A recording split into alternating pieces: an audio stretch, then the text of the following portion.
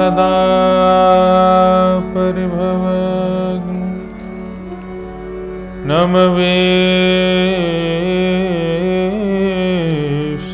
नमवेष्टदोहम् तीर्थास्पदं शिवविरञ्च नूतं शरण्यम्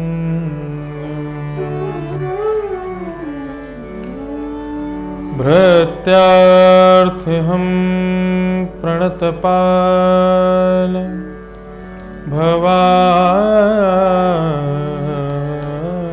भवाब्धिपोतम् वन्दे महापुरुषते चरणारविन्दम्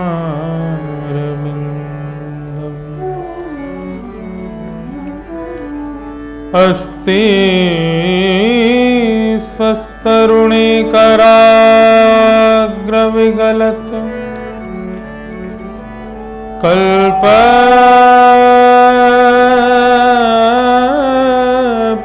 कल्पप्रसूनाप्लुतम् वस्तु प्रस्तुतवेणुनादलहरी निर्वाण निर्व्याकुलम् स्रस्तनिबद्धनी विविलसद् गोपी सहस्रावृतम् हस्तन्यस्तनतापवर्गमखिलो दारं किशोराकृति कृष्ण त्वदीय पदपङ्कज पंजरान्ते अद्यैव मे विशतु मानसराजहंसः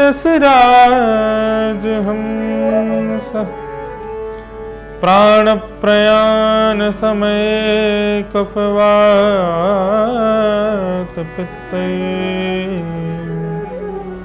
कंठावरो धनविदो स्मरणं कुतस्ते लक्ष्मीनाथ समारंभां नाथयामुनमध्यमाम् अस्मदाचार्यपर्यन्तां वन्दे गुरुपरम्पराम्।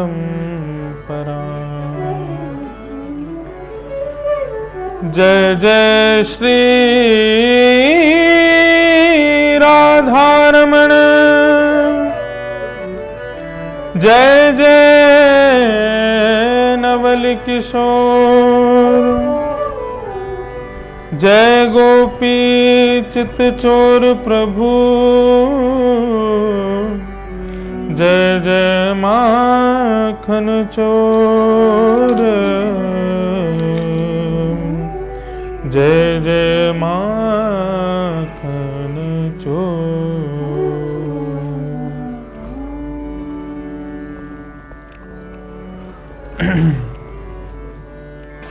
राधा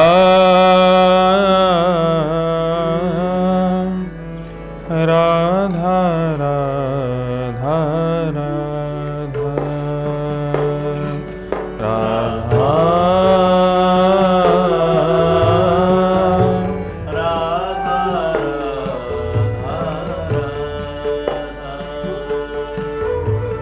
राधा राधा राधा राधा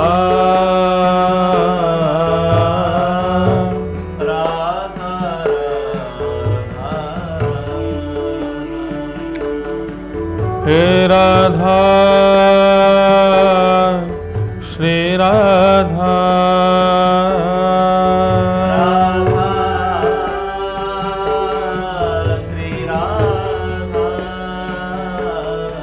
हे राधा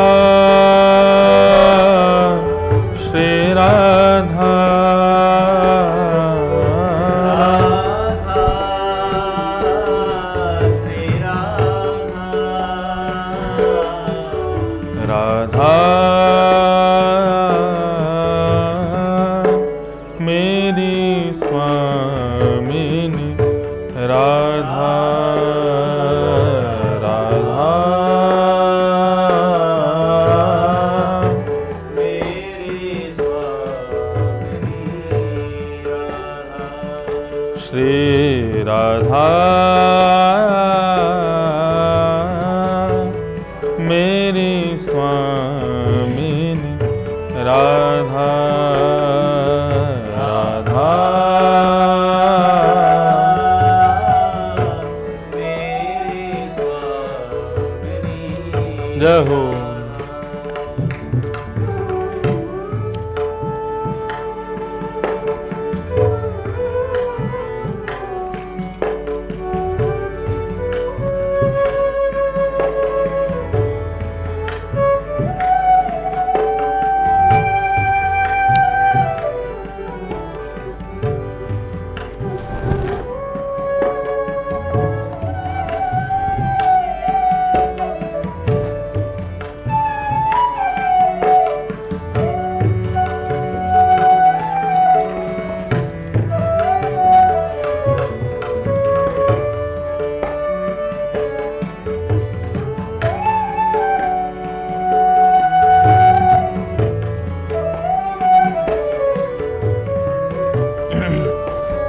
हमारे ब्रजवासीन को भाव कहा रे, ब्रज के वासीन को जो सच्चो ब्रजवासी है वाको कहा करूं वैकुंठ ही जाए, जहां नहीं यमुना जहां नहीं गोपी जहां नहीं गाय, वह वैकुंठ में जाके हम कहा करेंगे।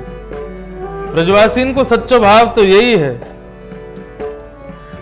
नहीं ब्रह्म सो काम कछु हमको, नहीं ब्रह्म सो काम कछु, नहीं ब्रह्म सो काम कछु हमको, नहीं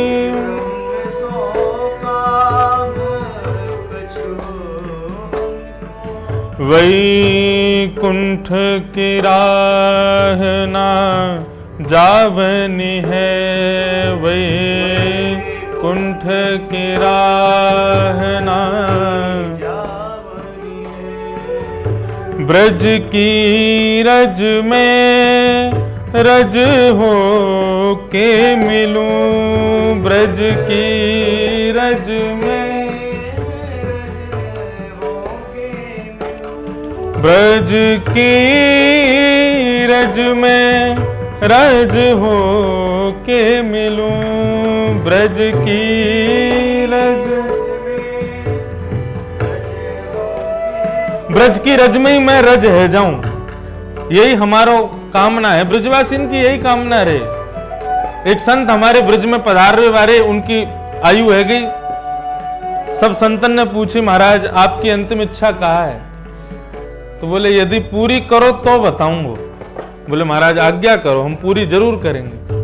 बोले जब मेरा शरीर शांत हो जाए ना तो कोई बैलगाड़ी से मुंह को बांध के पूरे ब्रज में तब तक रिगड़ियों जब तक मेरा शरीर या रज में मिल नहीं जाए। ब्रज की रज में रज हो के मिलूं, ब्रज की रज में रज हो के, यही प्रीत की रीत निभानी है, यही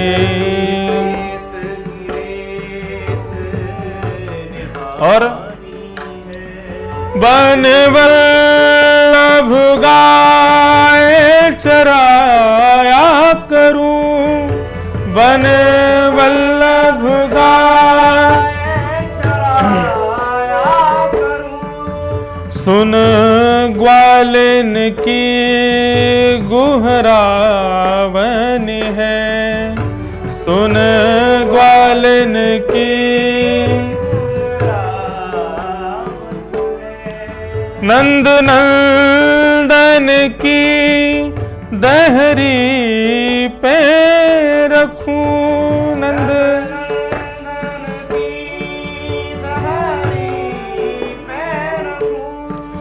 नंद नंदन की देहरी पैरहूं नंद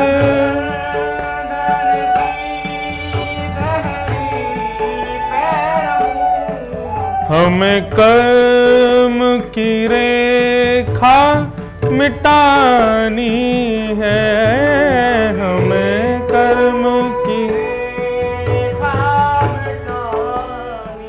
हो, हमें कर्म की रेखा मिटानी है, हमें कर्म की रेखा मिटानी है। श्री राधा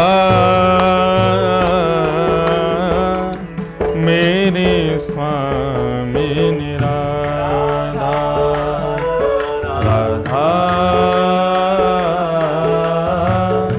मेरे स्वामी राधा, राधा मेरे स्वामी राधा, राधा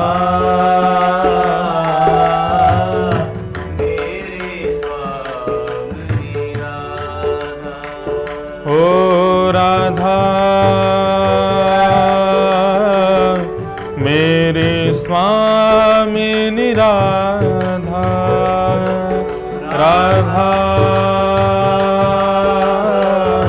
मेरे स्वामी राधा, श्री राधा मेरे स्वामी राधा, राधा मेरे स्वामी राधा, मेरी स्वामी राधा,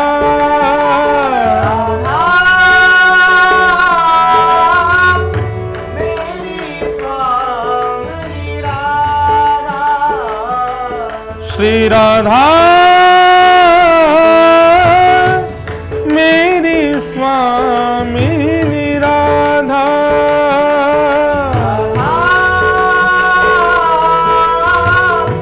मेरी स्वामी राधा, ओ जय राधे राधे, जय राधे राधे, जय राधे राधे, जय राधे राधे, जय राधे राधे, श्री राधे राधे, जय राधे राधे, जय राधे राधे, श्री राधे राधे, जय राधे राधे, जय राधे राधे, जय राधे राधे, जय राधे राधे, श्री राधे राधे, जय राधे राधे, जय राधे राधे, जय राधे राधे, जय राधे राधे,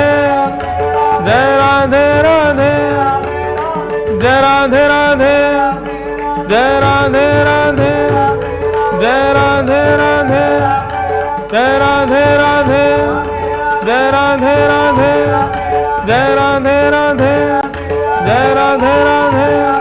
जय राधे राधे, जय राधे राधे, जय राधे राधे, जय राधे राधे, जय जय श्री राम, जय जय श्री राम, जय जय श्री राम।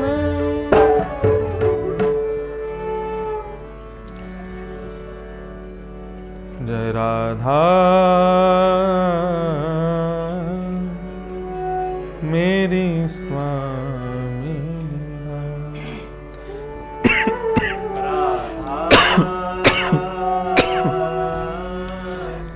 मेरे स्वामी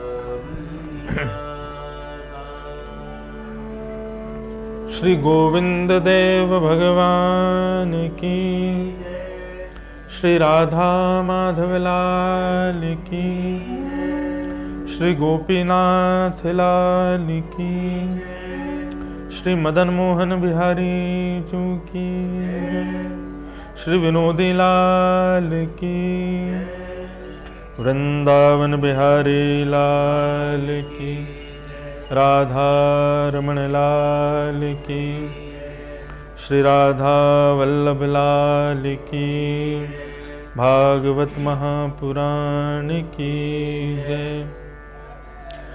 श्री गणेश जी महाराज की, अनंत बलवंत श्री हनुमान जी महाराज की जय।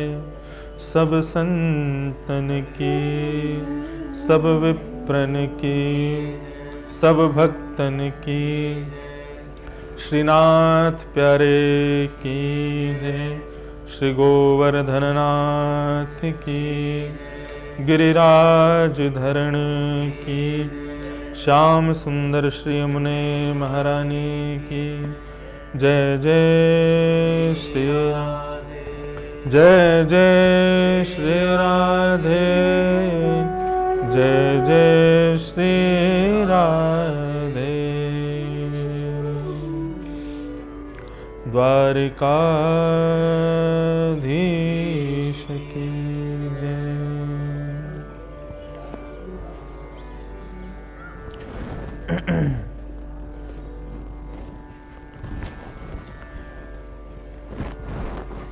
परम मंगल में परात्पर अखिलेश्वर, अकारण करुणा वरुणालय, भक्त वांछा कल्पतरु, तड़िद्वत विनिंदित पीतांबरधारी श्री गोविंद देव भगवान की वांगमय विग्रह, वाणीमय विग्रह श्रीमद् भागवत को प्रणाम।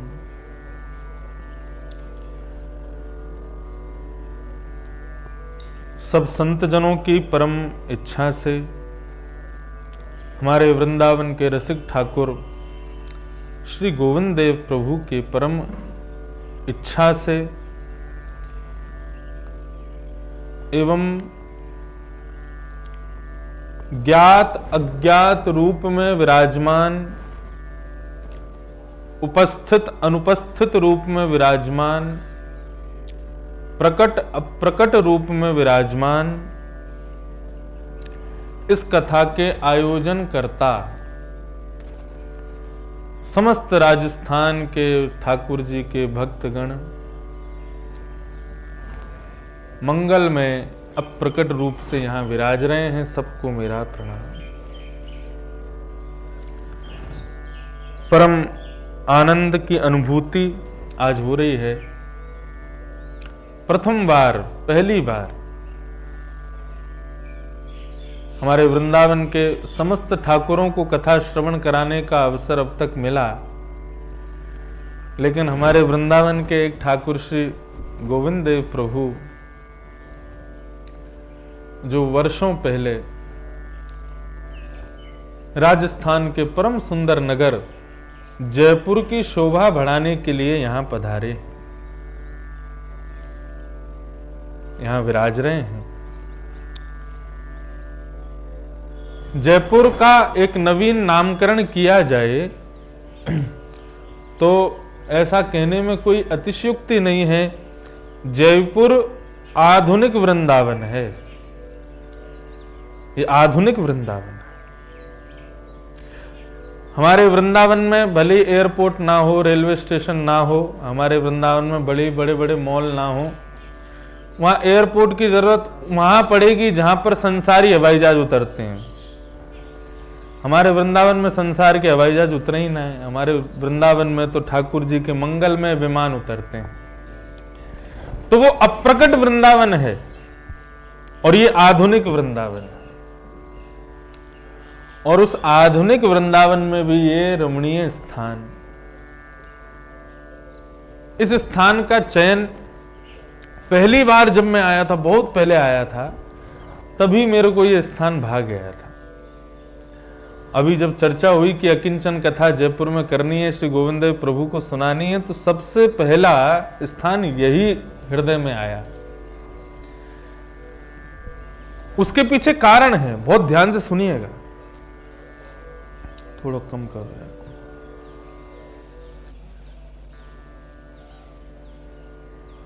ये मंगलमय स्थान, इसका प्रकट हमने अभी तक नहीं बताया है कहाँ कथा हो रही है, क्योंकि बता देंगे तो फिर सवेरे इतनी भीड़ यहाँ आ जाएगी कि सरकार के नियमों का उल्लंघन, मंदिर के प्रशासन के नियमों का उल्लंघन हो जाएगा। इसलिए नाम को अप्रकट ही रहने दो।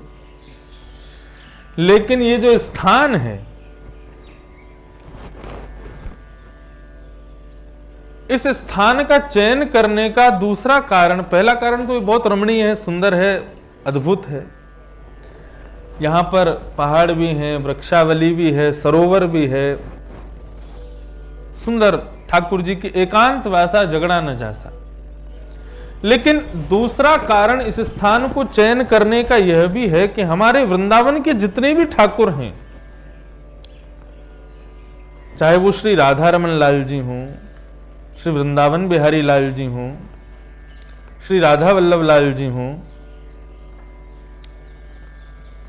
प्रत्येक वृंदावन के आप देवालय में जाकर के देखेंगे तो ठाकुर जी का दर्शन तो होता है, लेकिन किशोरी जी केवल गादी भाव से विराजती हैं। बहुत ध्यान से सुनिएगा सब लोग। हमारे वृंदावन के ठाकुरों में हर मंदिर में ठाकुर जी तो विराज रहे हैं, लेकिन किशोरी जी गादी के रूप में विराजती हैं, नाम के रूप में विराजती हैं, चूड़ामणि के रूप में विराजती हैं। लेकिन हमारे वृंदावन के इकलौते ऐसे श्री गोविंद देव भगवान ही हैं जो किशोरी जी के साथ विराजते, गादी जी के साथ नहीं विराजते, चूड़ामणि के साथ नहीं है, नाम रूप के साथ में नहीं है। साक्षात किशोरी जी मूर्तिमान रूप धारण करके श्री गोविंद देव प्रभु के साक्षात सन्मुख विराजते हैं। एकमात्र ठाकुर वृंदावन के गोविंद देव जी ही हैं जिनके साथ किशोरी जी हैं। सब जगह किशोरी जी हैं, लेकिन बाकी स्थानों पर अप्रकट रूप से हैं, लेकिन श्री गोविंद देव जी के साथ प्रकट रूप में विराजती। प्रकट रूप में गोविंद देव जी के साथ विराज रही हैं। इसका मतलब श्री गोविंद देव प्रभु जो हैं, जो जयपुर में विराजते हैं, जयपुर की शोभा बढ़ा रहे हैं, ये साक्षात रास बिहारी सरकार है। और रास की भूमिका के लिए जिस स्थान की आवश्यकता है, जिस मनोभाव की आवश्यकता है, जिस वातावरण की आवश्यकता है, वो वातावरण जयपुर में सिटी पैलेस में तो नहीं है। वो वातावरण, वो मनोभाव, वो स्थान तो इसी स्थान पर है। स्थान का नाम भले ही हम ना कहें, लेकिन सिटी पैलेस में विराजने से पहले गोविंद देव प्रभु यहां विराजे हैं। यहां पर ठाकुर जी ने सेवा स्वीकार की है। इस स्थान पर कितने वर्षों तक यहां विराजे। तो ये नित्य ठाकुर जी का रमणीय स्थान है। यहां पर ठाकुर जी किशोरी जी के साथ में रासप बिहार के लिए पधारते हैं। इसलिए इस अकिंचन कथा का 2021 की पहली अकिंचन कथा है। इस कथा का ये गान ठाकुर जी के राजस्थान की रासलीला भूमि पर किया जा रहा है।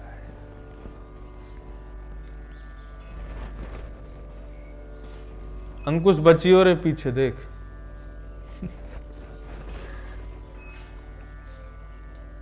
ये जयपुर के बंदर हैं। हमारे वृंदावन के होते तो सीधे आई गए होते भी तक व्यासपीठ पर। तो ऐसे हमारे श्री गोविंद देव प्रभु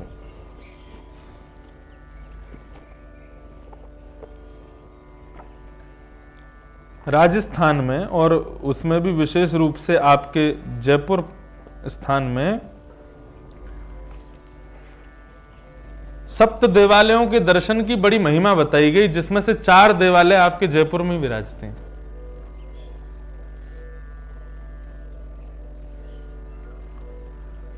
श्रीमत गोविंद देव दामोदर गोपीनाथ ठाकुर विनोदी लाल जयपुर में राजे हैं। 4 ठाकुर जी आपके जयपुर में हैं। श्रीमत गोविंद देव दामोदर गोपीनाथ ठाकुर विनोदी लाल जयपुर में राजे हैं। राधा रमण श्याम सुंदर बास करे वृंदावन। मदन मोहन लाल जी करौली छवि छाजे हैं। सात ये स्वरूप हैं अनूप सर्व विश्व बीच, दर्शन के किए सकल पाप ताप भाजे हैं। कहे सरस माधुरी सुनाए सब रसिकन को, इनकी छवि निहार रति काम को टिलाजे हैं। इनकी छवि निहार रति काम को टिलाजे हैं। ये सप्त देवालय श्री गौड़िया महाप्रभु गौड़िया संप्रदाय के 7 मुख्य देवालय जो हैं वो ये हैं, और जिनमें से 4 आपके जयपुर में विराजते हैं। एक मदन मोहन जी कांकरोली में विराज रहे हैं, 2 हमारे वृंदावन में विराज रहे हैं। ये सप्त देवालय हैं। कहा जाए तो गौड़िया वैष्णव संप्रदाय की 7 पुरियां हैं, जिनमें से 4 पुरी तो केवल आपके श्री जयपुर राज्य में ही विराज रहे हैं। 2 हमारे वृंदावन में श्री श्याम सुंदर और राधा रमन लाल जी, मदन मोहन जी कांकरोली में विराजते हैं। ये सप्त ठाकुर। तो ऐसे श्री गोविंद देव प्रभु, ऐसे श्री विनोदी लाल प्रभु, ऐसे श्री मदन मोहन प्रभु इस जयपुर की शोभा को बढ़ा रहे हैं। गोपियां गोपी गीत में ठाकुर जी से यही तो निवेदन करती हैं, जयति तेधिकम जन्मना ब्रजः श्रयत इंदिरा सस्वदत्नि।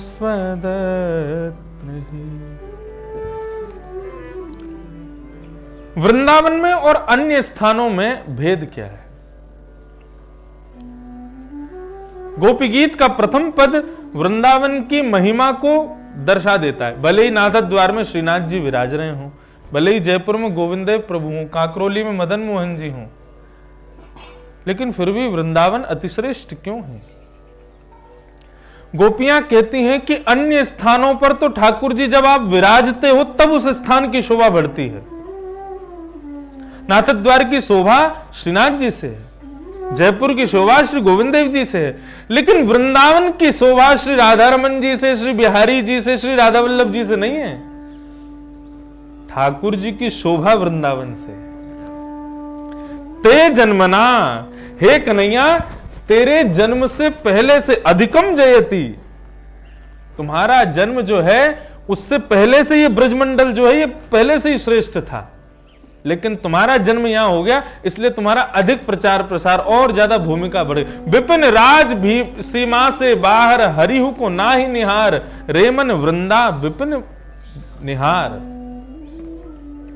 जयपुर वाले बुरो मत मानियो, लेकिन हमारे ब्रज के तो नियम में ऐसो कहो गयो, ठाकुर जी यदि ब्रज की सीमा से बाहर जाके खड़े रह जाएं, प्रकट है जाएं, चलवे फिरवे लग जाएं और वहां जाके कहें लाओ ब्रजवासियों भोग, तो विपिन राज सीमा से बाहर, हरिहु को ना ही निहार, ठाकुर जी को मत निहारो। आप लोग कहोगे तो हमारे जयपुर की महिमा शोभा आप उसको सब दबा दिया आपने। वृंदावन कहते किसको? जहां से हम आए केवल वही वृंदावन नहीं है। वृंदावन का परिचय क्या है?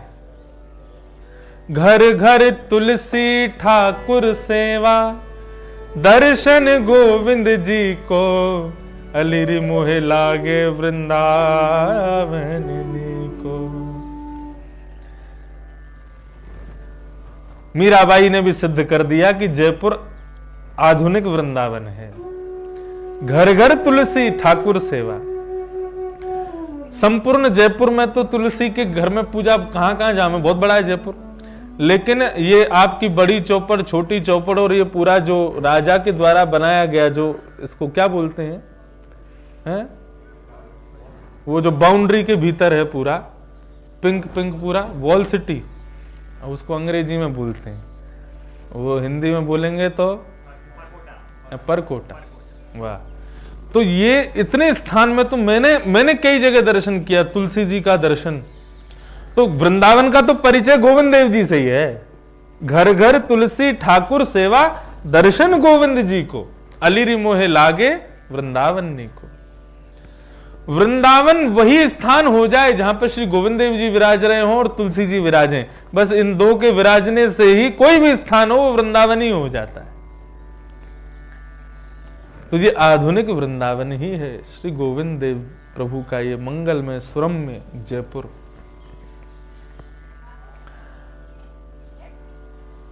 और हम लोग यहां आगामी 7 दिनों तक अकिंचन हरि चर्चा श्रीमद् भागवत में विद्यमान कुछ विषयों को लेकर के, विषय क्या है अभी तक भी मुझे स्पष्ट नहीं है। कोई कह रहे थे, हमारे लोकेश भैया कह रहे कि दशम स्कंद सुनाओ महाराज जी, कोई कह रहे गिरिराज चरित्र सुनाओ, ठाकुर जी की गोवर्धन लीला सुनाओ, कोई कह रहे ठाकुर जी की बाल लीला सुनाओ। अकेली सब्जी घर में जब एकांत में हो तब बनाई जाती है, लेकिन जब भंडारा हो तो गड्ढे की सब्जी बनाई जाती है, सब मिला के दे दी जाती है, ले तो इस अकिंचन हरि चर्चा में श्रीमद् भागवत जी की गड्ढे की सब्जी खवाई जाएगी। यहाँ दशम स्कंद भी होगा, एकादश भी होगा, गोवर्धन लीला भी होगी, सब कहे जाएंगे, लेकिन ठाकुर जी जहां विराजमान है वही चर्चा की जाएगी। श्रीमद् भागवत किसे कहते हैं? एक श्लोक याद कर लीजिएगा, भागवत वास्तविक में कहा किसे जाता है? भागवत है क्या?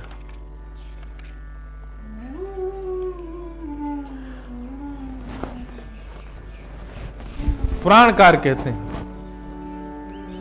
आदौ देव की देव गर्भ जननम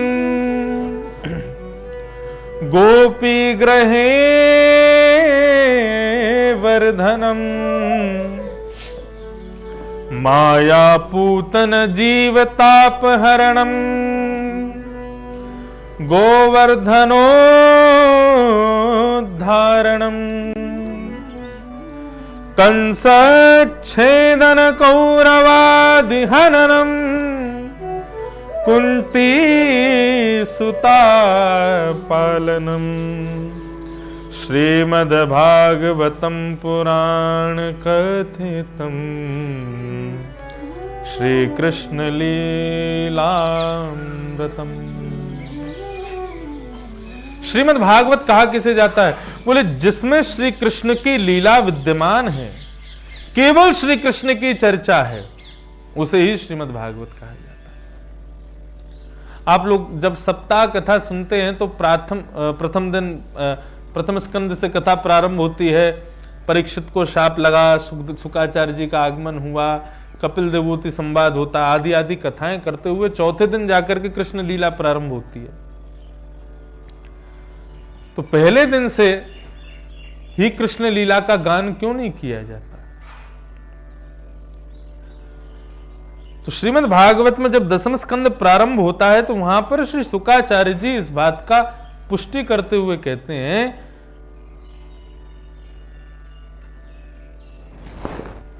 अच्युतम हरिकथामृतम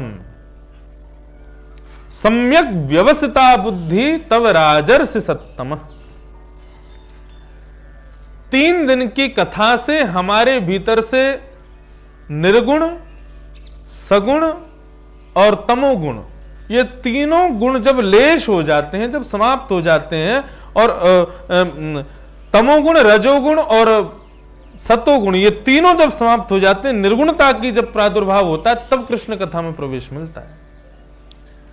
यदि मन में निर्गुणता नहीं है तब तक कृष्ण कथा में प्रवेश, आपको कथा सुना भी दी जाएगी तो समझ में नहीं आएगी। निर्गुणता जीवन में तब तक नहीं आएगी, तब तक कृष्ण कथा में प्रवेश नहीं मिल सकता। लेकिन इस अकिंचन कथा का श्रवण वही कर सकते हैं जिनके हृदय में निर्गुणता है। जो सतोगुणी है, जो रजोगुणी है, जो तमोगुणी है, वो कल से कोई 5 बजे उठ करके 4:30 बजे उठ के कथा क्यों सुनेंगे? जितने भी लोग सुबह सुबह उठ करके स्नान ध्यान करके इस कथा की प्रतीक्षा कर रहे हैं, वो सब निर्गुणी हैं और उनको कृष्ण लीला सुनाने का अधिकार है, उनको सुनने का भी अधिकार है। लेकिन जो प्रतीक्षा करें कि हम नहा धो करके 9-10 बजे यूट्यूब पे दोबारा सुन लेंगे कथा को, तो अभी भी आपके भीतर निर्गुणता नहीं है। निर्गुणता जीवन में आए, इसलिए 3 दिन तक भागवत की कथा में भूमिका सुनाई जाती है, चौथे दिन कृष्ण जन्म सुनाया जाता है। लेकिन यहां के इस प्रसंग में हम लोग जैसा जैसा जो भाव मन में आता जाएगा उसको ठाकुर जी के सेवा में, श्री गोविंद देव प्रभु की सेवा में प्रस्तुत करेंगे। प्रारंभ करते हैं एक अद्भुत चर्चा से, श्रीमद् भागवत की एक अद्भुत चर्चा, बहुत ध्यान से सुनिएगा। आज प्रथम दिन है तो कथा का केवल श्री गणेश मात्र कर रहे हैं, क्योंकि आज थोड़ा सा समझना था कि यहाँ कैसे क्या माहौल है, ठाकुर जी की सेवा पूजा आरती का समय क्या है। फिर थोड़ा विचार करके फिर कल से कथा एक समय निर्धारित करके तभी से प्रारंभ किया करेंगे।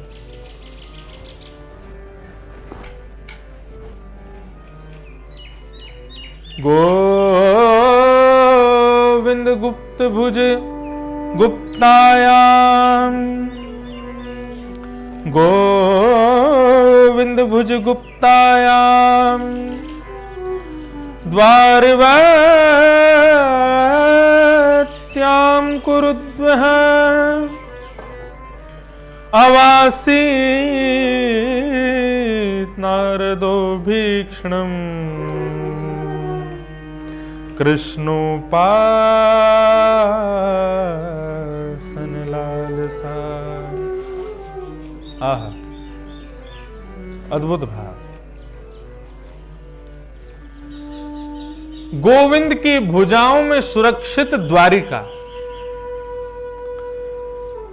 और उस द्वारिका में निवास करते हैं कौन? नारदो भीक्षणम, श्री नारद जी महाराज। करते नहीं है, अब करने लगे हैं। क्यों कर रहे हैं? बोले कृष्णोपासन लालसा, कृष्ण की उपासना की लालसा से वे द्वारिका में रहने लगे। वृंदावन में कई लोग, जयपुर के भी ऐसे हैं जो अपने घर बार छोड़ करके वृंदावन रह रहे हैं। दिल्ली के, बंबई के बड़े बड़े शहरों के लोग अपना सब कुछ त्याग करके वृंदावन में रह रहे हैं। किस लिए रह रहे हैं? कृष्णोपासन लालसा, कृष्ण की उपासना की लालसा, यानी कि कृष्ण दर्शन लालसा। कैसे भी हमें ठाकुर जी का दर्शन हो जाए, एक छवि दिख जाए, केवल उसके लिए ब्रज में निवास कर रहे हैं। ऐसे ही एक बार ऐसा समय आया कि श्री नारद जी महाराज सब कुछ छोड़ छाड़ करके और श्री वृंदावन में विराज रहे हैं, द्वारिका में विराज रहे हैं, दर्शन की लालसा से। दर्शन को नैना तपे, बचन सुनन को कान, मिलवे को ही रात पे, ही के जीवन प्राण। गोवर्धन वासी सावरे लाल, तुम बिन रयो न जाए।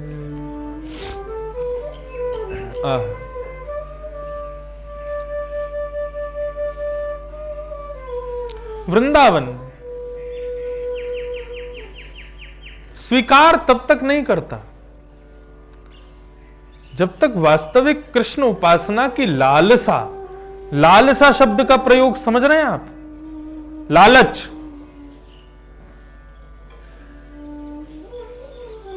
अपने अपने मन में विचार कीजिए, हमें किस वस्तु का लालच है? किसी को मीठे का लालच होता है, किसी को घूमने का लालच होता है, किसी को धन कमाने का लालच होता है, किसी को सुंदर स्वरूप देखने का लालच होता है, किसी को सुंदर संगीत सुनने का लालच होता है। सबके भीतर लालच, कोई ना कोई लालसा जरूर होती है। लेकिन वृंदावन स्वीकार उसे करता है जिसके भीतर कृष्णोपासन लालसा, जिसके भीतर यह लालसा है कि मैं सवेरे 5:30 बजे श्री गोविंद देव प्रभु के सामने जाकर के निहार करके देख लूं, नयन भर देखूं नंद कुमार, उनको देखने की लालसा है, अपने नेत्रों में भर लूं, अपने हृदय में भर लूं, आज की झांकी कहीं मुझसे रह ना जाए। कभी कोई आकर के कहे कि ठाकुर जी ने तो आज ऐसा श्रृंगार किया था, उस श्रृंगार की बात को सुनकर के अपने ऊपर ग्लानि हो कि मैंने दर्शन नहीं किया, उस ग्लानि के कारण नेत्र सजल हो जाए, तो समझो आपके भीतर कृष्णोपासन लालसा है। कृष्णोपासन लालसा। मीराबाई कहती हैं, श्याम मन चाकर राखो जी, चाकर रहसू बाग लगासू, नित उठ दर्शन पासू। मैं चाकरी करूंगी आपके वृंदावन में। क्या करूंगी? बोले झाड़ू करूंगी। चाकर रहसू बाग लगासू, नित उठ दर्शन पासू, वृंदावन की कुंज गली में हरि की लीला गासू, हरि जी मोहे चाकर राखो जी। मुंह को चाकर रख लो आप, ताकि उस चाकरी में आपका दर्शन हो सके। कृष्णोपासन लालसा। हम लोग भी अकिंचन कथा कर रहे हैं, सुबह सुबह का समय है। आजकल रात्रि में 10-11 बजे 12 बजे से पहले किसको नींद आती है, लेकिन इतने स्थिति में भी 2 घंटा 2.5 घंटा सो करके सुबह उठ करके भाग रहे हैं, कथा कर रहे हैं, ये सुंदर ठाकुर जी के मंगल में चर्चा कर रहे हैं। किस लिए? कृष्णोपासन लालसा। हमारी कथा सुन के, हमारे मंगल में इस भाव को सुन के कभी गोविंद देव जी प्रसन्न हो जाएं। लाला तेरी कथा बड़ी अद्भुत है, सवेरे सवेरे करे, एकांत में जाके करे, ना भीड़ को चक्कर, ना कोई प्रचार प्रसार को चक्कर, आनंद कथा मुंह को सुनावे आवे। या बात से कभी ठाकुर जी रीझ जाएं, और रीझ के कभी मंदिर के झरोकन से एक बार जीवन भर में 100 वर्ष की आयु में एक बार भी ठाकुर जी झरोके से झांक के मुंह को निहार लें, मेरा जीवन सफल हो जाए। केवल इस उपासना से मैं ये अकिंचन कथा कर रहा हूं।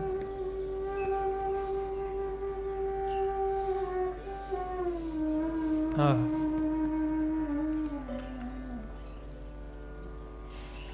कृष्णोपासन लालसा, कृष्ण दर्शन लालसा। श्री नारद जी महाराज द्वारिका में निवास कर रहे हैं। द्वारिका में निवास कर रहे हैं इसलिए कर रहे हैं ताकि घूमते फिरते कभी कभी द्वारिकाधीश दिख जाएंगे। लेकिन कभी यदि द्वारिकाधीश नहीं दिखते तो नारद जी क्या करते? भिक्षा लेने की भावना से, संत हैं, फकीर हैं, तो भिक्षा लेने की भावना से द्वारिकाधीश के महल में पहुंच जाते, और महल में पहुंच करके द्वार पर खड़े होकर के भिक्षाम देहि, हे द्वारिकेश भिक्षाम देहि, भिक्षा मांगने जाते। द्वारिकाधीश नहीं देते, कभी देवकी आ जाती, कभी वसुदेव आ जाते, कभी द्वारपाल आ जाते। तो भिक्षा तो बहाना था, लेकिन नारद जी तो उझक उझक के देखते थे कि हम भिक्षा ले में उतनी देर में कहीं ठाकुर जी हमको दिख जाएं। और कभी कभी ऐसा संयोग बनता था कि स्वयं द्वारिकाधीश भिक्षा लेकर के आ जाते थे। नारद जी तो ऐसे ही देखत रहूं मैं जन्म सफल कर मानूं, ऐसे ही देखता रहूं आपको। आज की भिक्षा लेकर के कौन पधारा? आज की भिक्षा लेकर के आए द्वारिकाधीश के पूज्य पिताजी महाराज श्री वसुदेव जी। वसुदेव जी भिक्षा लेकर के आए, नारद जी की झोली में डाल दी। नारद जी महाराज ने थोड़ी बहुत देर उझक के देखा द्वारिकाधीश कहीं दिख जाए, तभी दिख गए। एक महल से दूसरे महल की ओर जा रहे थे, थोड़ी सी छवि दिख गई, बस उसी से नारद जी बोले जय हो, आज को मंगल है गयो। जैसे ही जाने लगे वसुदेव जी ने हाथ पकड़ लिया, अभी मत जाइए, विराजिए प्रभु। और श्री नारद जी महाराज को बिठा करके श्री वसुदेव जी उनसे इस प्रसंग को सुन रहे हैं, प्रश्नोत्तरी चल रही है। हम लोग इसी प्रसंग को लेकर के कथा प्रारंभ करते हैं। इसी को भागवत धर्म कहा जाता है।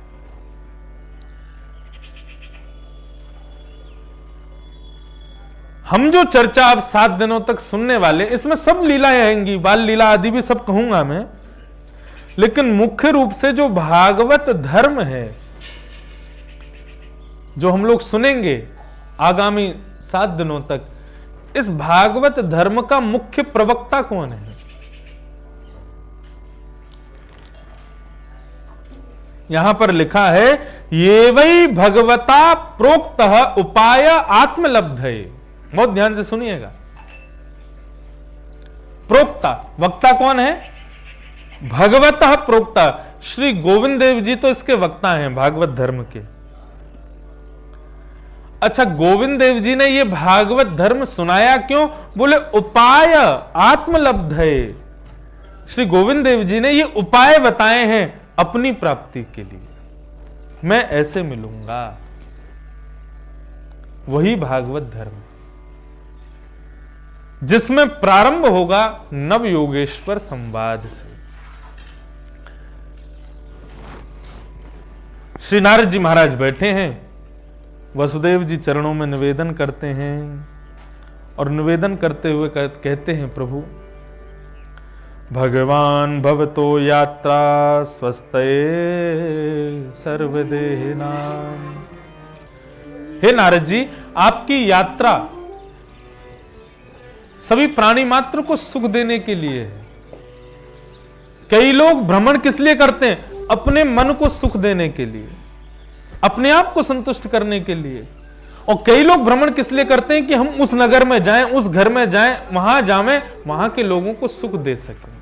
इसलिए मानव में और साधु में यही अंतर है। मानव अपनी प्रसन्नता के लिए भ्रमण करता है, साधु क्षेत्र की प्रसन्नता, स्थान की प्रसन्नता, वहां के लोगों के कल्याण के लिए भ्रमण करता है। श्री चैतन्य महाप्रभु, श्रीमद वल्लभाचार्य जी महाराज, श्री रामानुजाचार्य जी महाराज, इन्होंने भ्रमण अपने सुख के लिए नहीं किया, स्थान की प्रसन्नता के लिए, वहां के भक्तों की प्रसन्नता के लिए किया। तो भ्रमण श्रेष्ठ कौन सा है? जिसमें दूसरे के कल्याण की भावना हो, वो भ्रमण श्रेष्ठ है। क्योंकि भूतानाम देवचरितम दुखाय च सुखाय च। यहां पर स्पष्ट श्री वसुदेव जी महाराज कह रहे हैं कि मानवों का तो विचरण किसी को दुख किसी को सुख देता है, लेकिन सुखायैव हि साधूनाम तदृशाम अच्युतात्मनाम। साधु पुरुषों का भ्रमण तो दूसरों को सुख देने के लिए ही होता है, दूसरों का कल्याण करने के लिए ही होता है।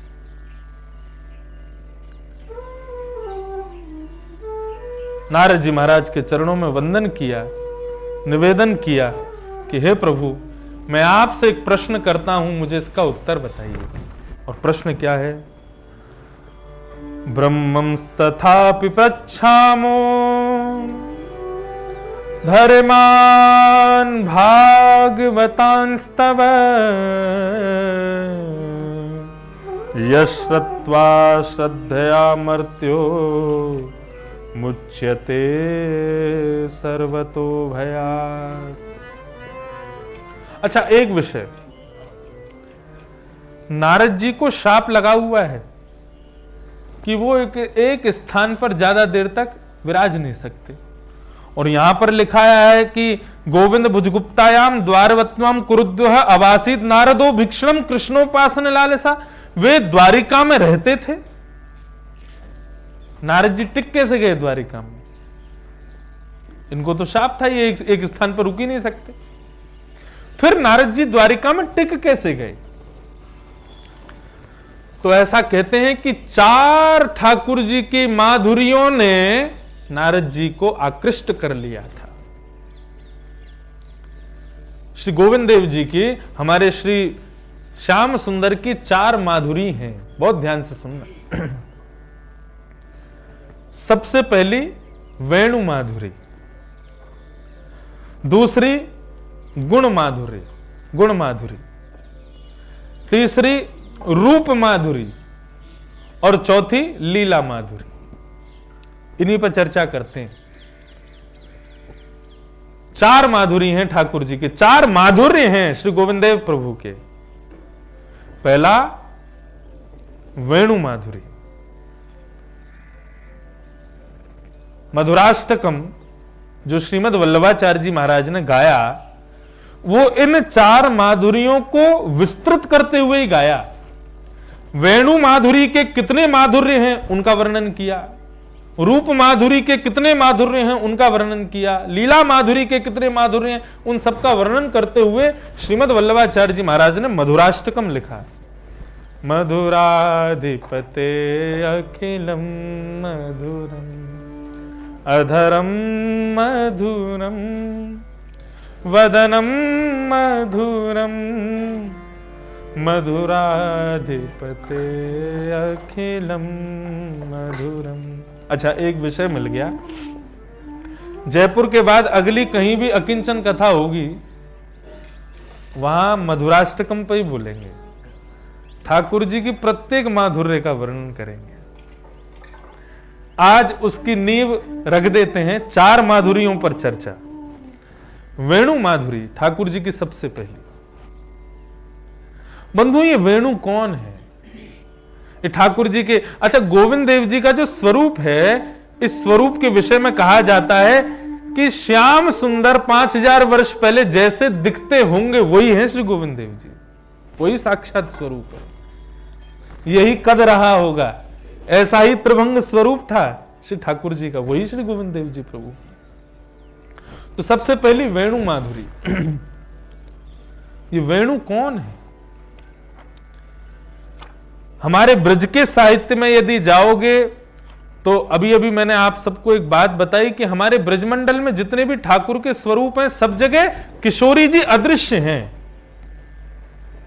यदि कोई अज्ञात व्यक्ति बिहारी जी का दर्शन करे तो वो पहचान ही नहीं पाएगा कि किशोरी जी कहां है। ब्रज के लोग तो जानते हैं कि बिहारी जी के बगल में किशोरी जी विराज रही हैं, लेकिन अब जयपुर का कोई ऐसा ही साधारण व्यक्ति, उसको बिहारी जी ले जाओ, बिहारी जी दर्शन करा के बाहर जाके पूछो, भाई राधा रानी देखी? तो कहां थी? हमको तो ठाकुर जी दिखे बस। लेकिन एक बात बताएं,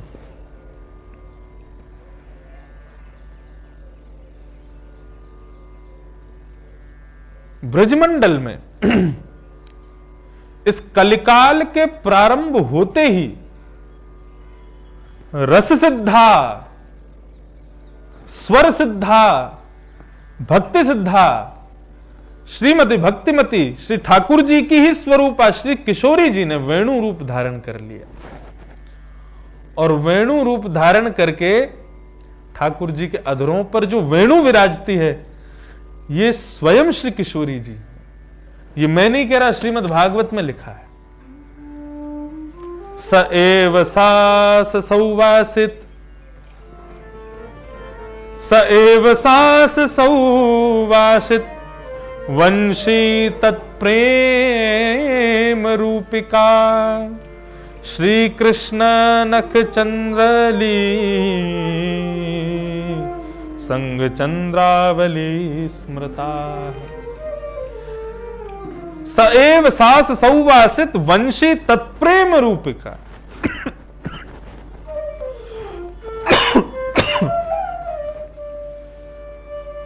वंशी तत् यानी कि श्री गोविंद देव जी की। वंशी कौन है? बोले प्रेम रूपिका श्री किशोरी जी हैं, जिनको अपने कोमल उंगली रूपी हस्त कमलों से ठाकुर जी चरण सेवा मानो कर रहे हो। अपनी नासिका में लटके हुए बिंदु से मानो छत्र लेकर के खड़े हो। अपने अधरों की तकिया पर मानो किशोरी जी को लिटाया हो। अपने अधरामृत से मानो उनका भोग लगा रहे हो। अपनी आंखों की पलकों को बजाते हुए जब बार बार खोलते हैं बंद करते हैं, खोलते हैं बंद करते हैं, तो मानो आंखों की पलकों से पंखा चल रहे हो। ऐसी किशोरी जी की सेवा कर रहे हैं श्री ठाकुर जी। वेणु माधुरी। श्रीमद् भागवत में युगल गीत है। उस युगल गीत में ठाकुर जी की वेणु की बड़ी प्रशंसा है। एक तो वेणु गीत है, एक युगल गीत है। तो युगल गीत में समस्त गोपियां नंदरानी यशोदा से जाकर के प्रश्न करती हैं, आपके लाला ने बंशी बजानो कहां से सीखो? आपके लाला को वेणु बजानी कौन ने सिखाई? अच्छा, कई लोग ऐसा कहते हैं कि ठाकुर जी द्वारिका गए तो वहां जाकर के वंशी नहीं बजाई। आप लोग आज भी प्रातःकालीन श्रृंगार दर्शन द्वारिकाधीश जी का करिए और सायं को संध्या दर्शन ठाकुर जी का करेंगे तो श्रृंगार में और संध्या में ठाकुर जी को आज भी वंशी धराई जाती द्वारिकाधीश को। वंशी का त्याग कर ही नहीं सकते, साक्षात किशोरी जी हैं, इनके बगैर ठाकुर जी कैसे रहेंगे? तो मैं निवेदन कर रहा था कि युगल गीत में समस्त गोपियां जाकर के नंदरानी यशोदा से पूछती हैं कि हे महारानी, आपके लाला ने वंशी को वादन कहां से सीखो, हमको वाके बारे में बताओ। बहुत सुंदर भाव है। विविध गोप चरणेषु विदग्धो वेणुवाद्य उरुधा निज शिक्षा, तब सुतः सती यदादर बिंबे दत्त वेणुरनयत स्वर जाति। समस्त गोपियां नंद भवन में पहुंच गई और यशोदा मैया से जाकर के कहती, मैया तुम्हारो लाला इतनी मधुर वेणु बजावे, इतनी सुंदर वेणु बजावे, आपके लाला ने वंशी वादन सीखो कहां से? या कि गुरुजी कौन है? कौन से विद्यालय में जाकर के आपके लाला ने सीखो, हमको बताओ तो हम भी अपने बालकन को वहीं भेज देंगे। तो यशोदा मैया ने उत्तर दिया, वेणु वाद्य उर्धा निज शिक्षा। मेरे लाला ने कोई से सीखो ना है, वो स्वयं बजानो जाने, बाकी स्वयं की शिक्षा है, माने कोई से सीखो ना है। ठाकुर जी वेणु बजाते कैसे हैं? बोले सवनस राग बजाते हैं। बोले सवनस राग कैसा है? जैसे कि प्रारंभ ब्रह्म बेला का राग है भैरव। भैरव राग कैसा है? बोले भैरव राग आपने यदि गा दिया तो ठाकुर जी के नेत्र अपने आप खुल जाएंगे, तो भैरव गाया जा रहा है। हमारे पुष्टि संप्रदाय में ठाकुर जी को आज भी भैरव राग गा के उठाया जाता है। वैसे ठाकुर जी की मंगला है गई है, लेकिन हम एक बार लाल जी को एक पद सुना के न उठा ही दें, क्योंकि कई बार क्या होता है बाल स्वरूप में ना, मैया उठा दे लाला उठ जा, ठाकुर जी उठ गए, उठ करके मैया ने आरती कर दी, मंगला आरती है गई ठाकुर जी की, तो मंगला आरती करवा के ठाकुर जी फिर पौड़ जाए। कई बार तो ऐसा भी होवे ठाकुर जी पौड़े रहे, मैया पौड़े पौड़े कोई श्रृंगार कर दे, ले फिर दोबारा खड़ो कर दे और फिर श्रृंगार आरती कर दे। यशोदा मैया लाल जी को उठा रही है, इतना सुंदर पद है। मैं अपनी अकिंचन कथा लगभग उसमें ये गाता ही हूं, क्योंकि हमारी ब्रह्म बेला की कथा है, उस समय ठाकुर जी उठते हैं। तो ये भैरव राग है। ब्रह्म बेला में गाओ तो ठाकुर जी कितनी भी गहरी नींद में हो तुरंत उनके नेत्र खुल जाएंगे। मोहन जागिए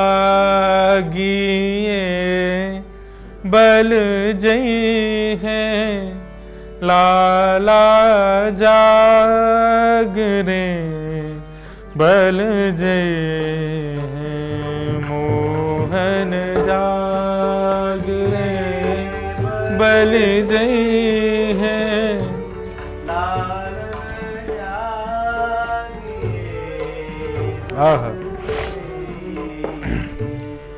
जो लोग इस कथा का दर्शन केवल इंटरनेट के माध्यम से कर रहे हैं, उन लोगों को अभी यहां का सुख में वर्णन नहीं कर सकता।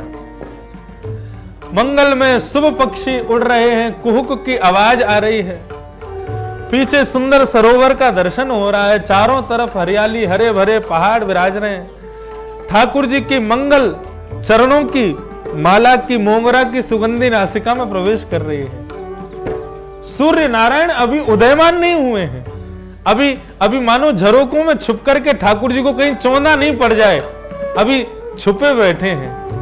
ऐसा मंगलमय मुहूर्त है ये। गाइए सब लोग, ठाकुर जी को उठाओ। मोहन जागरे बलि जई है, लालन जाग रे बल जय मोहन जाग।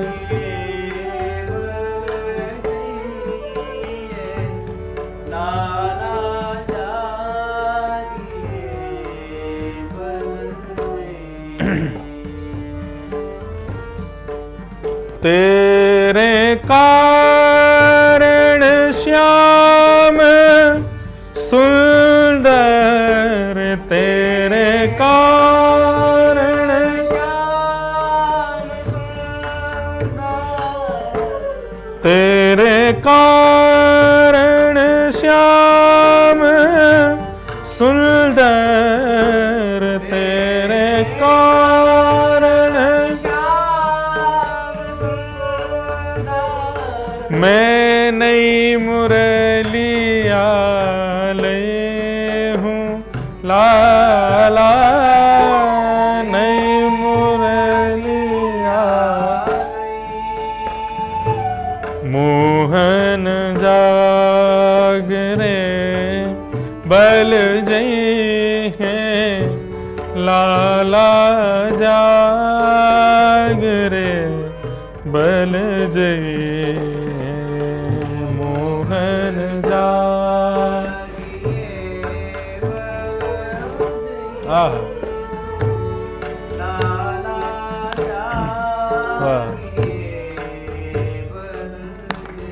श्री गोविंद भगवान की।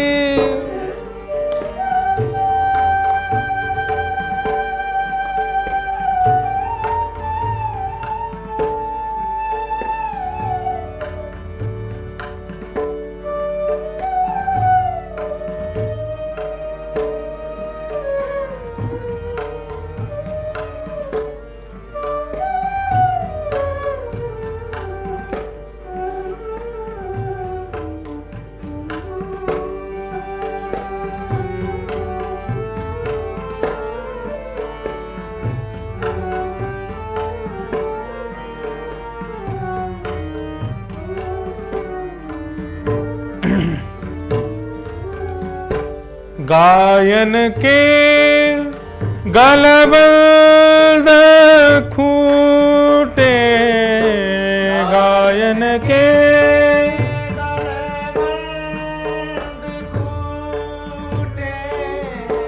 गायन के गलबंद खूटे, गायन के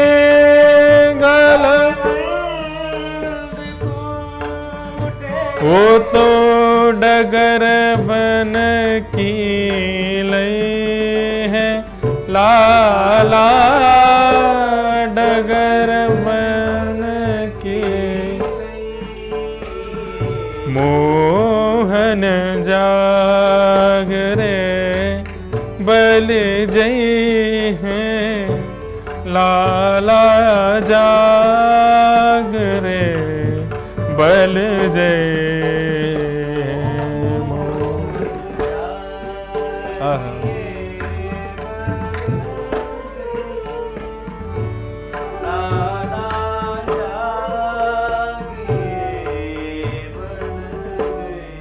हे मोहन जागिए बल जय, लाला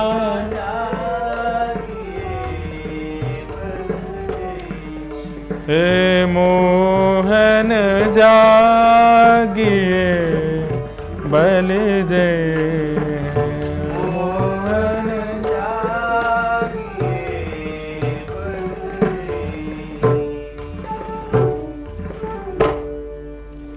तो सवनस राग ठाकुर जी बजाते हैं वेणु में। हमारी कथा में श्रोता के रूप में सूर्य नारायण पधारे हैं, खूब खूब स्वागत है।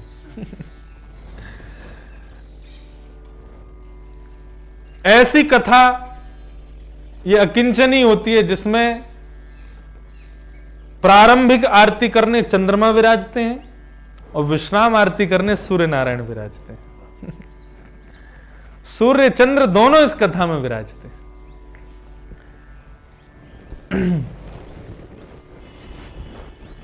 तो ठाकुर जी सवनस राग बजाते हैं। कहने का अभिप्राय, जैसे ही भैरव राग बजाया जाता है, गाया जाता है, तो ठाकुर जी गर्भगृह में उनको पता चल जाता है कि सूर्योदय हो गया है और अब हमको आंख खोल के खड़े होना है। और जैसे ही बिहाग राग गाया जाता है तो ठाकुर जी को पता चल जाता है सूर्य अस्त हो गया, चंद्रोदय हो गया, अब सोवे को समय है गया। ठाकुर जी अपने आप आंख बंद करके सो जाते हैं। हमारे लाल जी बड़े शिष्टाचारी हैं, आजकल के बालकन जैसे ना है। मैया पीछे पड़ रही है, लाला सो जा, मार रही है, पीट रही है, चीख मार रहा है तो ना सो रहो, ले डोरेमोन देख ले फोन में रात भर डोरेमोन देखतो बेचारो कब बाकी आंख लगे, कब उठे, कछु पतो ना। लेकिन हमारे ठाकुर जी के डोरेमोन कौन है? ये राग ही है। मैया जैसे ही भैरव राग आलापे, ठाकुर जी तुरंत उठ के बैठ जाए, बोले कि अब प्रातः काल है गई है। जैसे ही बिहाग राग गामे, ठाकुर जी अपने आप पौड़ जामे, अब सोवे को समय है गयो। लेकिन ठाकुर जी जब वंशी वादन करते हैं, उस समय जब राग रागनियों का वादन उसमें करते हैं, तो उन राग रागनियों को सुनकर के आकाश मार्ग में कभी कभी तो ऐसा हो जाता है कि ब्रह्म वेला का समय और ठाकुर जी वंशी बजाते हैं, तो वंशी सुनकर के सूर्य को लगता है कि ये तो शाम का राग बजा रहे हैं, कहीं में गलत समय पे उदय तो नहीं हो गया। सूर्य भाग जाते हैं, चंद्रमा को उदय होना पड़ता है। ठाकुर जी की ऐसी वंशी।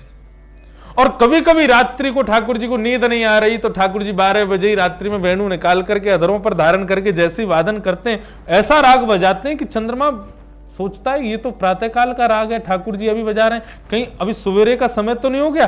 चंद्रमा भागते हैं, सूर्य को उदय होना पड़ता है। सवनस राग, सवनस राग की यहां पर बताया है कि यानी ब्रह्मा जी, जिनको संपूर्ण वेद वेदांत सबका ज्ञान है, सब राग रागनी उन्हीं से निर्मित हैं, सब कुछ उनको पता है, वे अपने ग्रंथ खोलने लग जाते हैं, कौन सा राग गाया जा रहा हो, कौन सा बजाया हो जा रहा हो, समझ में ही ना। ऐसे ठाकुर जी की ये क्या है? ये है वेणु माधुरी। वेणु माधुरी का एक अद्भुत भाव और कहकर के, और फिर आज की कथा को हम यहीं विराम देंगे। कल कथा का प्रारंभ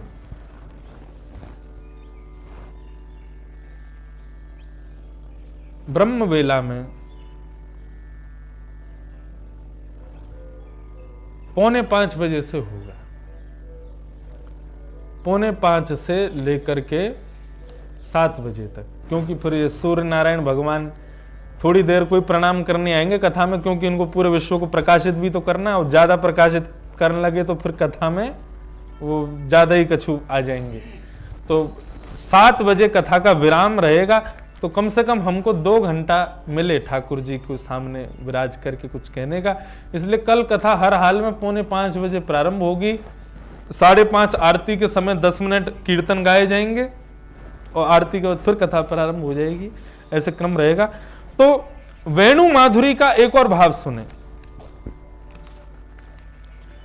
वेणु माधुरी के भाव में जब वेणु गीत ठाकुर जी वन में जाकर के वेणु का वादन करते हैं, उस वेणु को सुनकर के गोपियां जब वेणु गीत का गायन करती हैं, बरहा पीड़म नटवर वपु कर्णयो कर्णकारम विभ्रदवासः कनक कपिसम वैजयंतीं चमालां रंध्रान वेणो वधर सुधया पूरयन् गोप वृंदैः वृंदारण्यम स्वपद रमणम प्राविशद गीत कीर्ति।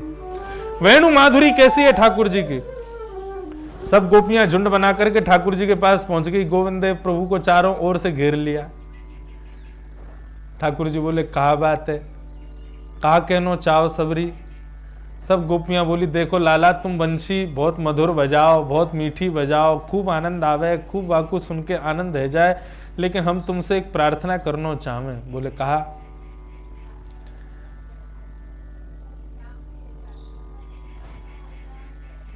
जब हम पहले आज से 10-12 साल पहले मैं और करुणा दीदी एक भजन गाया करते थे, मोहन हमारे मधुवन में तुम आया ना करो, मीठी मीठी बांसुरी बजाया ना करो।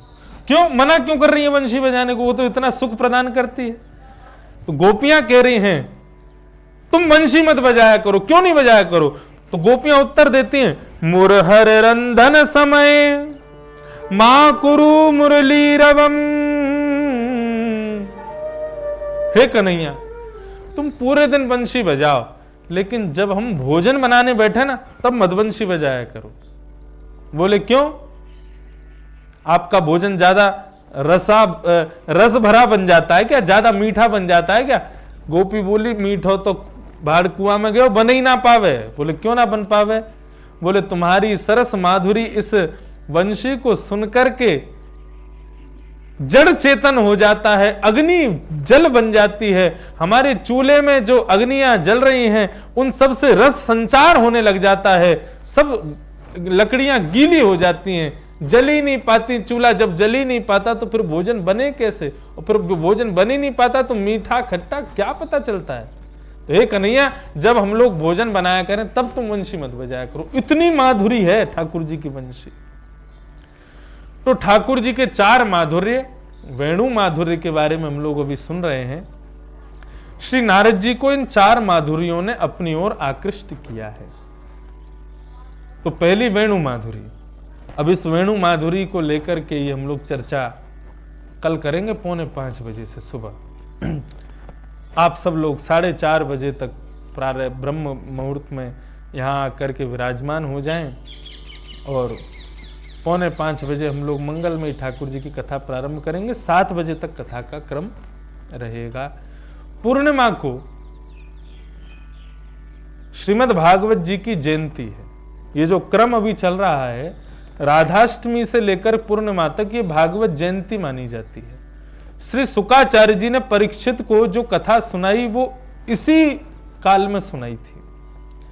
तो पूर्णिमा को भागवत जयंती भी है, कथा का चौथा दिन भी है, तो उस दिन एक अकिंचन नंदोत्सव भी करेंगे।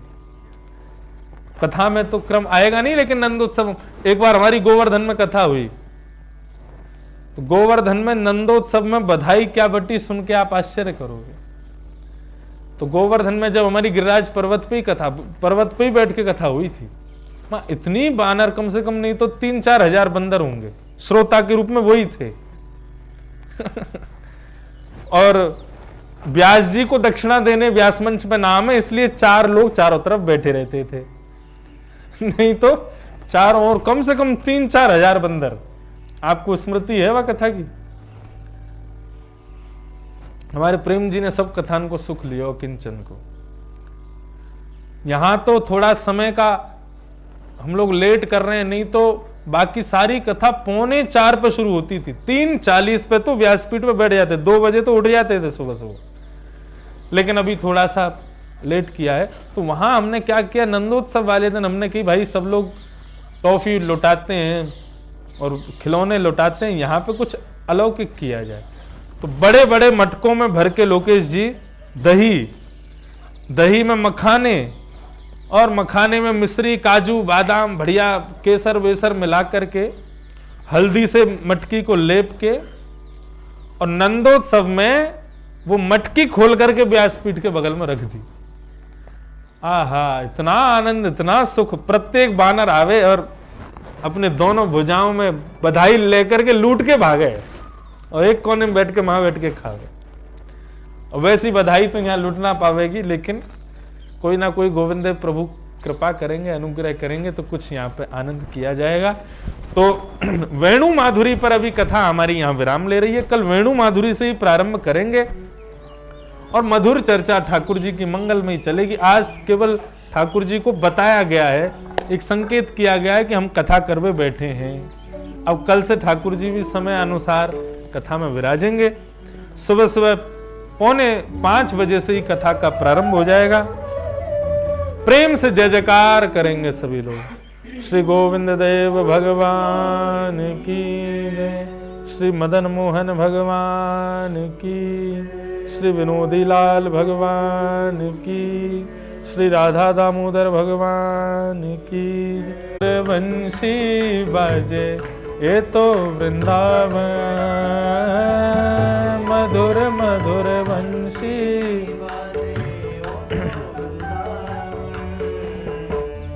राधा कुंड श्याम कुंड गिरि गोवर्धन मधुर मधुर वंशी बजे ये तो वृंदावन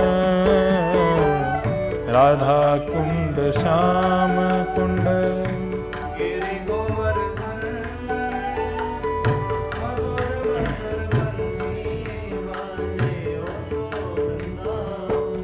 हे मधुर मधुर वंशी बजे ये तो वृंदावन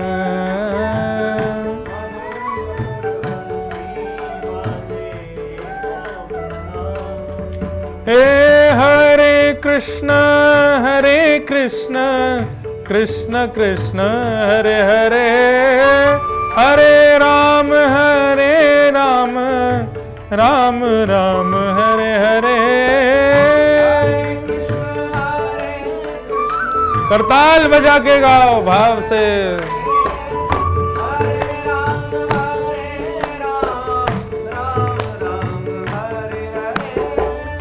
हरे कृष्ण कृष्ण कृष्ण हरे हरे हरे राम राम राम हरे हरे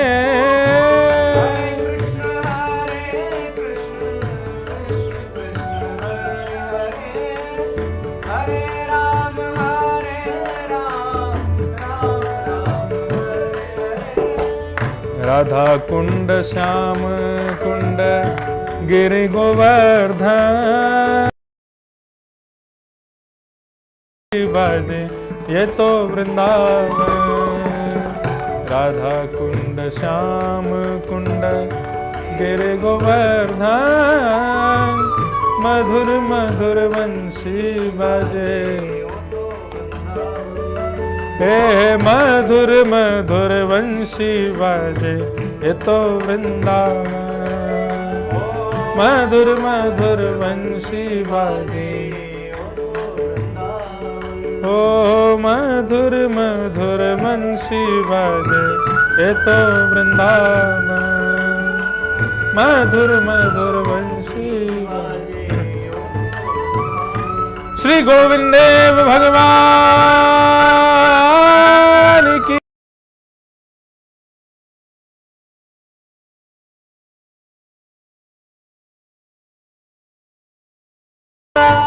जय जय श्री राधे जय जय श्री राधे स्थित हो जाएंगे और वेणु माधुरी से कल कथा का प्रारंभ नवयोगेश्वर संवाद तक हम लोग चलेंगे। कल 4:45 से 7 बजे तक कथा का क्रम। आप सबको बहुत बहुत प्रणाम। श्री गोविंद देव प्रभु के चरणों में कृष्णार्पण मस्तु।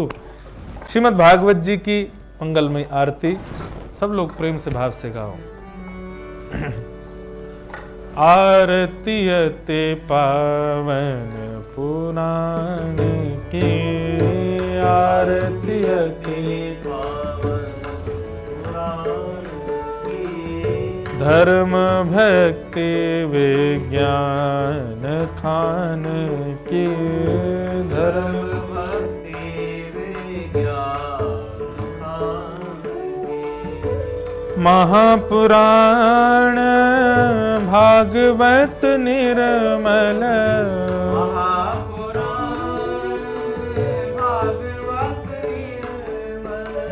सुख मुख विगलित निगम कल्प फल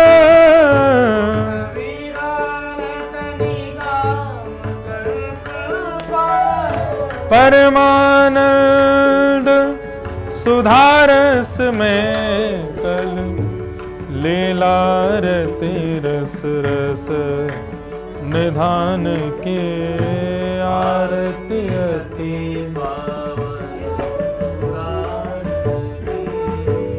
विषय विलास विमोह विनाशिनी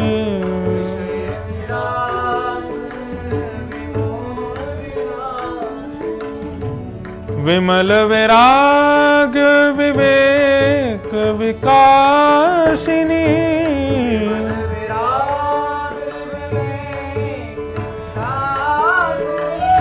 भगवत तत्व रहस्य प्रकाशिनी परम ज्योति परमात्म ज्ञान की आरती अति परमहंस मुनि मन उल्लासिनी परमहंस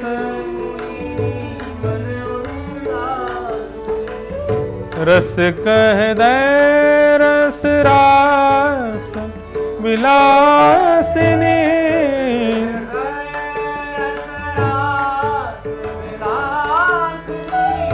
भुक्ति मुक्ति रति प्रेम सुदासिनी कथा किंचन प्रिय सुजाने की आरती अति पावन ओ धर्म भक्ति विज्ञान खान की आरती अति आरती अति आरती पावन पुराण की नंदनंदनाय विद्महे यशोदानंदनाय धीमहि तन्नो कृष्णः प्रचोदयात् प्रशुभानुजायै